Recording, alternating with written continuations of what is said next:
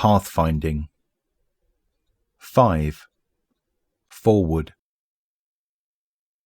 Lewis was the first to notice Ada. The bird's head darted in her direction as it shuffled on its post. Hawthorne turned, a brief look of surprise on her face before she grinned. "If it isn't the reclusive armourer," Hawthorne said. "I was just thinking about checking on you." Ada reached the top of the stairs and marvelled at the expanse of the last city stretching from Hawthorne's vantage point. "Oh, was I making too much noise again?" Hawthorne shook her head. "The opposite. Way too quiet down there." Ada chuckled. Things had been going more smoothly as of late.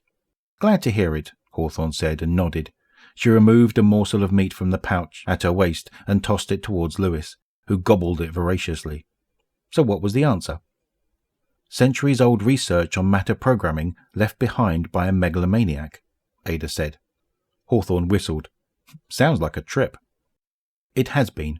I feel quite changed by this experience," Ada said, a slight lilt to her voice. "Change can be good." Ada watched engine flares weave through the city's expanse. "There was one thing from our last conversation that stuck with me." Hawthorne raised an eyebrow. "Only one? That's definitely disappointing." "You said you weren't sure if I had any friends," Ada continued. "Ada, I didn't mean to. If I'm being honest, social connection has never been my strong suit." "I know it can be scary to put yourself out there, especially with everything you've been through," Hawthorne said softly.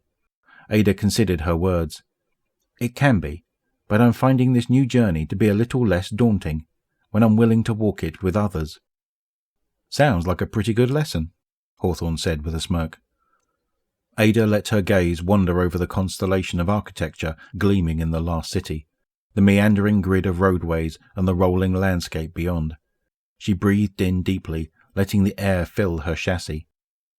"I should probably get back down there. I have a lot of work ahead of me," Ada said, clearing her throat.